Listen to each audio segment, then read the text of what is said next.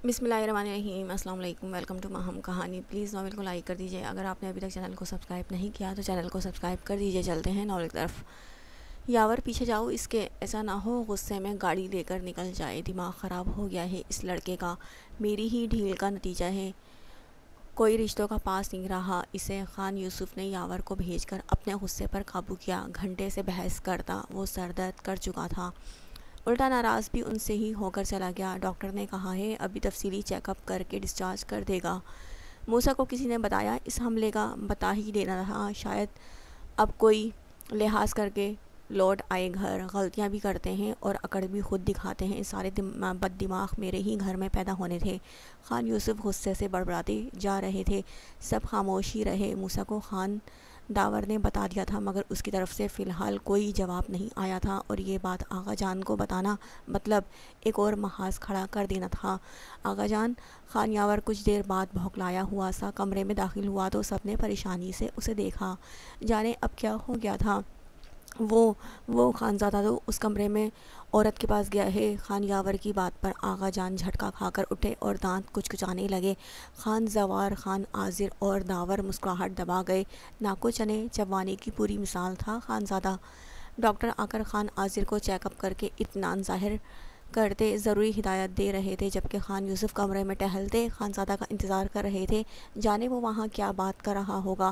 ادب خان نے تو کال اٹینڈ ہی نہیں کی تھی اور وہ وہاں جا کر خانزادہ کی بات کا حصہ نہیں بن سکتے تھے۔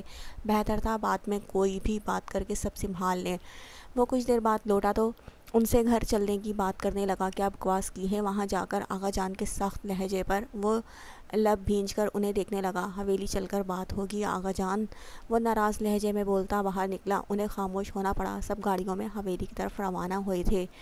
پہنچنے تک رات کا 1 بج رہا تھا۔ خان زوار کی زخمی ہونے کی اطلاع پہنچ چکی تھی، تبھی حویلی کی عورتیں ابھی تک جاگتی پریشان تھیں، وہ پہنچے۔ خان زوار خطرے سے باہر حالت دیکھ کر سب نے سکھ سانس لیا تھا کہ خانزادہ نے سب کے سر پر بم پھوڑا۔ میں نے مسز شائستہ سے بات کر لی ہے، کل کا دن چھوڑ کر ان کی بھانجی کی رخصتی تھی اور اب بھی طے شدہ وقت پر ہی ہوگی۔ میرے نکاح کی تیاری کر لیجیے گا سب، وہ اطمینان سے بول رہا تھا۔ مرد سر پکڑ کر بیٹھے اور عورتیں تو تھی ہی انجان، آخر وہ بات کیا کر رہا تھا۔ ہونک زدہ سب کے منہ دیکھنے لگے۔ وہ لوگ ہاسپٹل گئے تھے یا رشتہ کرنے؟ یہ کیا کہہ رہے ہو بیٹا؟ کیسی شادی اور کس سے کر رہے ہو شادی؟ خانی بیگم نے حواس باختگی سے اس سے سوال کیا۔ اس نے آغا جان کو دیکھا۔ آغا جان کے جاننے والے ہیں، وہاں میری شادی ہے، باقی تفصیل آغا جان بتا دیں گے۔ مجھ سے کوئی گلہ نہ کریں اب، میں نے بہت بار کہا تھا کہ بات مان لے میری، اگر میرا وہ نام نہاد رشتہ توڑ دیتے تو آج یہ قدم کبھی نہ اٹھاتا۔ مورے آپ کو بھی کہا تھا میرے لیے بات کریں مگر آپ بھی اگنور کر گئیں، وہ سنجیدگی سے بولتا، سارا الزام ان پر ڈال کر ہلکا پھلکا ہوا تھا۔ یعنی اس کی غلطی تو کہیں تھی ہی نہیں، سب کیا دھرا ان لوگوں کا ہی تو تھا۔ دھمکاؤ مت خان، خاندانی لوگوں میں طے ہوئے رشتے ایسے نہیں ٹوٹ جایا کرتے، وہ زج ہوئے۔ سنبھالو اسے اپنے بیٹے کو خانی، ہم اس لڑکی کو نہ جانتے ہیں نہ کبھی دیکھا، خاندان بھی بہت اونچا نہیں اور اس سے اپنا نکاح طے کر کے آ گیا ہے۔ آغا جان نے خانی بیگم کو بھی حقیقت بتا دی تھی، باقی سب تماشائی بنے خاموشی سے انہیں سن رہے تھے۔ خان زوار کو ثنا بیگم روم میں لے گئیں۔ جو بھی فیصلہ ہوتا صبح سب کو پتہ چل ہی جانا تھا۔ خان عاذر نے داور، یاور اور ان کی بیویوں کو بھی سونے کے لیے بھیج دیا۔ رات کا دوسرا پہر تھا، سبھی تھکے ہوئے تھے۔ آغا جان اور ماں باپ کی نیند تو وہ سرپھرا خانزادہ اڑا چکا تھا۔ ایسے کیسے انجان لڑکی سے شادی کر رہا ہے؟ ایسی کیا مجبوری ہے خانزادہ؟ ایسے کیوں کر رہے ہو تم بیٹا؟ خانی بیگم بے چارگی سے رونے والی ہو رہی تھی، بے بسی سے اسے جم کر کھڑا دیکھا۔ مورے میں نے کہا تھا مجھے بہروز خان کی پوتی سے شادی نہیں کرنی، اور مجھے لگتا ہے یہ بات ابھی بھی اسی طرح سمجھ آئی ہوگی جب میری شادی ہوگی۔ پلیز اب یہ ٹاپک بند کریں، تھک گیا ہوں میں، وہ جھنجھلا کر بولا تھا۔ خانی بیگم نے پریشانی سے خان عاذر کو دیکھا تو وہ بھی بے چارگی سے کندھے اچکا گئی۔ مطلب سب نے ہی سمجھانے کی اپنی سی کوشش کر لی تھی۔ آغا جان آپ ابھی جاؤ بہروز خان کو کال کر کے منع کرو، کہہ دیں ان کی پوتی سے خانزادہ کی شادی نہیں ہو سکتی، اور خانزادہ ہم کوئی خوبصورت خاندانی لڑکی ڈھونڈ کر تمہاری شادی کریں گے، اب اس ضد کو ختم کر دو۔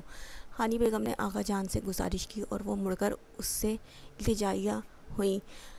خان یوسف گہری سوچ میں مبتلا تھے۔ ان کا تیز دماغ اب کام کر رہا تھا۔ خانزادہ کو ہاتھ میں کرنے کا اچھا موقع مل چکا تھا۔ وہ اپنی بات منوانے پر اٹکا تھا اور اس کی بات مان کر بہت سے فائدے نظر آ رہے تھے۔ چلو ٹھیک ہے، شادی کر دیتے ہیں، مگر کچھ باتیں ماننا ہوں گی، پھر ہم یہ شادی کریں گے۔ خان یوسف کی بات پر خان عاذر اور خانی بیگم نے بے یقینی سے انہیں دیکھا۔ وہ اتنی جلدی کیسے مان گئے ہیں؟ خانزادہ نے سوالیہ انداز سے ابرو اچکائے۔ تمہیں اس علاقے کا سردار بننا ہوگا، جب بھی کہیں گے، اور اگر وہ لڑکی یہاں صحیح سے ایڈجسٹ نہ ہو پائی اور سب کو اچھی نہ لگی تو تمہیں اسے چھوڑنا ہوگا۔ یہ باتیں مان لو تو ٹھیک ہے، تمہاری طے کی ہوئی بات پر ہم باقاعدہ بارات لے جائیں گے۔ خان یوسف نے سنجیدگی سے کہا۔ اس نے ایک نظر ماں باپ کو دیکھا تو وہ بھی اسی کو دیکھ رہے تھے، مطلب اس بات سے متفق تھے۔ انہیں لگتا تھا اب انکار کر دے گا۔ وہ مطمئن تھے۔ Okay done. اس نے کندھے اچکائے، ان کا اطمینان غارت کیا اور مزید کچھ بھی سنے بغیر یا بولے بغیر سیڑھیاں پھلانگتا اپنے کمرے کی طرف بڑھ گیا۔ خانی بیگم تو زلزلوں کی زد میں آئی تھیں۔ آقا جان، میں سب کو کیا جواب دوں گی؟ ایک عام سی لڑکی کو ہماری حویلی کی بہو کیوں بنایا گیا؟ کیا مجبوری تھی؟ وہ تلملا کر رہ گئیں۔ فکر مت کرو بچے، وہ لڑکی کسی طور پر ہماری حویلی میں ایڈجسٹ نہیں ہو سکے گی، یہاں کا روایتی لباس تک نہیں پہن پائے گی۔ ایک بار بات مان کر اگر ہم خانزادہ سے اپنی باتیں منوا سکتے ہیں تو کوئی بات نہیں، تھوڑا صبر کر لیتے ہیں۔ بہو کو یہاں کا رہن سہن سکھانا تمہاری ذمہ داری ہوگی، ذرا سختی کر لینا۔ خان یوسف نے آہستگی سے بولتے ہوئے انہیں بہت کچھ سمجھا دیا۔ ان کا کس بات کی طرف اشارہ تھا وہ سمجھ رہی تھی، تبھی نہ چاہتے ہوئے بھی خاموش ہو گئی۔ اب سو جاؤ، بہت تھکاوٹ ہو گئی ہے، کل انتظامات سنبھالنا ہوں گے۔ کچھ قریبی لوگوں کو دعوت نامہ بھیج دینا۔ عاذر خان، پرسوں صبح نکلنا ہوگا، نکاح کا فریضہ بھی انجام دینا ہوگا اور واپسی بھی ولیمے کی رسم رخصتی سے 2 دن کے بعد رکھ دو۔ خان یوسف نے انہیں ہدایت دی۔ وہ سر ہلا گئے۔ آپ فکر مت کریں آقا جان، سب ہو جائے گا، بچوں کو بھی شہر سے بلوا لوں گا، کل پہنچ جائیں گی سب لڑکیاں۔ باقی کاموں کے لیے ادب خان پھرتیلا ہے، اب اپنے خان صاحب کی شادی کے لیے تو بھاگا آئے گا۔ خان عاذر نے مسکرا کر جواب دیا۔ خانی بیگم بیزاری سے سر جھٹکتی کمرے میں چلی گئی۔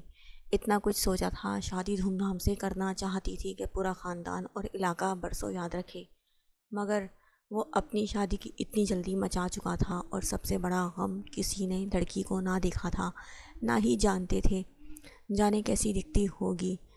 پھر کمتر خاندان اور علاقے کے لوگوں کا سوچ کر ان کا برا حال ہو رہا تھا۔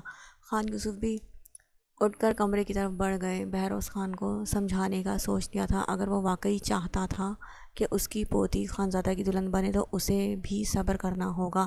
رات کے 2 بجے سب سونے کے لیے بستر پر دراز ہو چکے تھے، مگر آغا جان اور خانی بیگم بس کروٹیں بدلتے رہ گئے تھے۔ ایک سوچ جو دماغ میں اٹک گئی تھی، جانے لڑکی کیسی ہوگی؟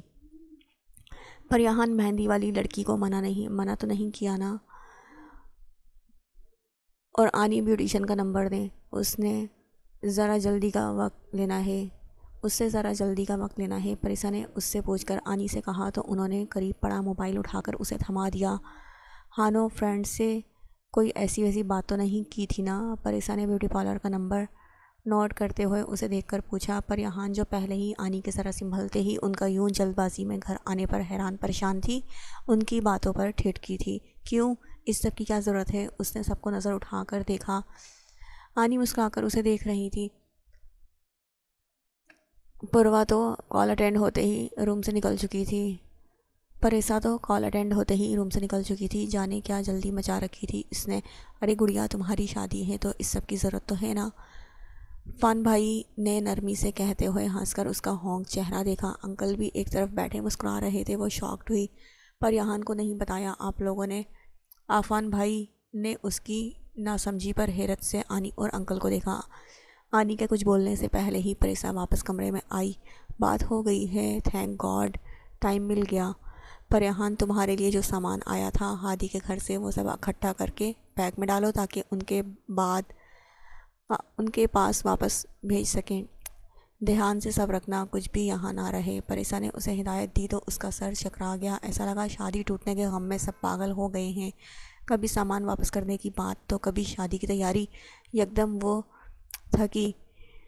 تو کیا اس کی شادی فیضی کے ساتھ کی جا رہی ہے؟ پریسا آپی، ان کا سامان میں نے پہلے ہی سمیٹ کر رکھا ہوا ہے، کچھ نہیں چھیڑا۔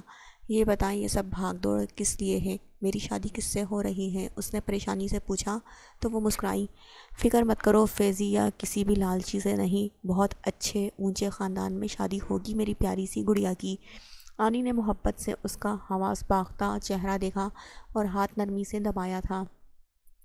آنی، وہ اونچا اچھا خاندان مجھ جیسی عام لڑکی کو کیوں لینے کو تیار ہے؟ کون ہے وہ لوگ جو اچانک ہی مان گئے؟ کہاں ملے وہ لوگ؟ اس نے پریشانی سے سوال کیے۔ پریسا نے آنی کو دیکھا۔ بیٹا، اچھے لوگ ہیں، جان پہچان کے ہیں، ہاسپٹل میں میری تیمارداری کے لیے آئے تو اپنی خوشی سے رشتے کی بات کی، اور تم عام بالکل بھی نہیں ہو۔ آنی نے آہستہ سے اسے مناسب جواب دیتے ہوئے تسلی دی۔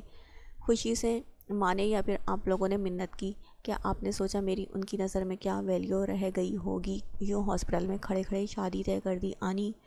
نم آنکھوں سے انہیں دیکھتے وہ بمشکل خود پر ضبط کر پائی تھی۔ دل چاہا پھوٹ پھوٹ کر رو دے۔ کچھ ہی دن میں کیسے بوجھ بن چکی تھی وہ کہ کسی سے بھی اس کی شادی طے کرنے کو تیار تھے سب۔ ہانو، اب کوئی ڈرامہ نہیں، تمہیں ایشو تھا پلاٹ پراپرٹی کی بات پر کہ وہ بات کوئی نہ کرے تو ایسا ہی ہے۔ ہم چاہتے ہیں اسی تاریخ میں عزت سے شادی ہو، کسی کو بولنے کا موقع نہ ملے۔ مہندی کے ایونٹ کی معذرت کر دی ہے، سب سے وجہ آنی کی اچانک بگڑ جانے والی طبیعت بتائی ہے، بہت سنبھالا ہے۔ اب تم کوئی بھی بحث یا ضد نہیں کرو گی؟ پریسا نے انداز میں کوئی بھی لچک لائے بنا اسے دو ٹوک جواب دیا تو اس نے بھرائی آنکھوں سے انہیں دیکھا۔ حیرت کی بات تو یہ تھی انکل بھی پرسکون بیٹھے شفقت سے مسکرا رہے تھے۔ اسے لگا ہادی نے ان پر بھی الزام لگایا، صرف اپنی جان بچانے کے لیے۔ الجھتی پریشان ہوتی وہ کمرے میں چلی گئی۔ بری طرح رونا آ رہا تھا اسے اس طرح پھوٹ پھوٹ کر روتے دیکھ کر۔ سوئے ہوئے بچوں کے پاس لیٹی پروا ڈر گئی۔ اپیا، کیا ہوا آپ کو؟ شادی نہیں کرنی تو کہہ دیں سب سے، کوئی تنگ نہ کرے آپ کو۔ وہ رونی صورت لیے اٹھ کر پریان کے پاس آتی نرمی سے اس کے بال سہلانے لگی۔ میں کچھ نہیں کہہ سکتی پروا، میں بس سکون چاہتی ہوں۔ مجھے ڈر لگ رہا ہے، مجھے اونچے خاندان کے لالچ نہیں ہے، مجھے خوف ہے مجھے رہنا نہیں آئے گا سسرال میں۔ اگر میں کسی کے دل میں جگہ نہ بنا پائی تو کیا ہوگا؟ مما ہوتی تو کیا وہ بھی ایسا کرتی میرے ساتھ؟ وہ ہچکیوں سے روتی بری طرح سے کانپ رہی تھی۔ اس کے پیچھے آتی پریسا نے دل گرفتگی سے چھوٹی بہن کو دیکھا تھا۔ آگے بڑھ کر نرمی سے اسے سینے سے لگا کر تھپکنے لگی۔ اس کے لیے تو ابھی وہ بھی چھوٹی تھی، 4th ایئر کی اسٹوڈنٹ ہی تو تھی، بس اس کی یو اسٹڈی کے درمیان میں ہی اتنا الجھا دیا تھا۔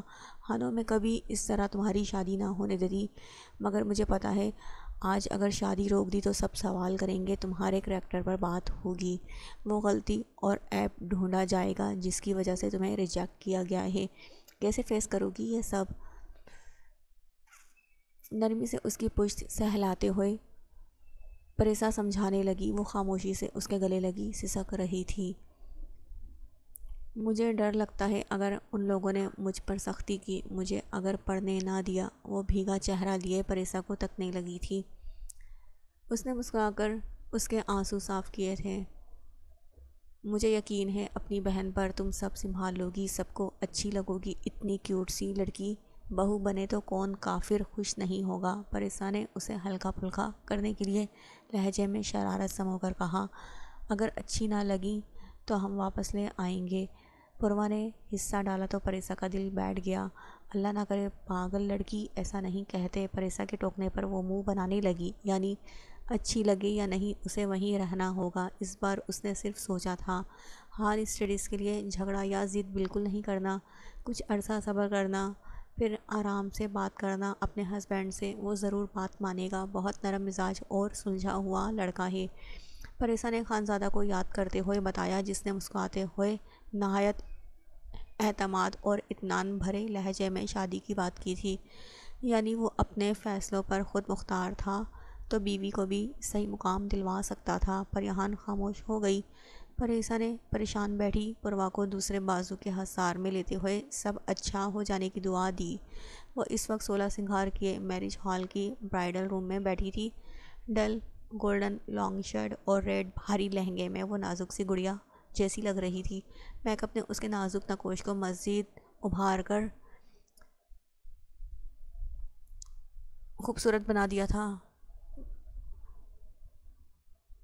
چہرے پر اداسی اور پریشانی کے رنگ، شہد رنگ آنکھوں میں بھاری میک اپ کی وجہ سے پھیلا گلابی پن اسے مزید حسین بنا رہا تھا۔ پوروا بھاری پیروں تک آتا پیرٹ کلر فراک پہنے اس سے بھی کئی زیادہ خوبصورت لگ رہی تھی۔ اس صوفے پر ایک کونے میں سمٹ کر بیٹھی تھی۔ پریسا اور آنی کے بار بار بلانے پر بھی پریہان سے دور نہیں ہوئی۔ ریما، مرہا اور منال باہر پریسا کے ساتھ سب سنبھال رہی تھی، اس لیے پوروا کو فورس نہیں کیا گیا۔ وہ لمبے شہد رنگ بال ایسے ہی بے ترتیب سے پشت پر پھیلائے، بنا میک اپ کیے دھلا دھلایا منہ لے کر بیٹھی تھی۔ پریہان نے رخ موڑ کر اسے دیکھا اور نرمی سے پکارا تو وہ چونکی۔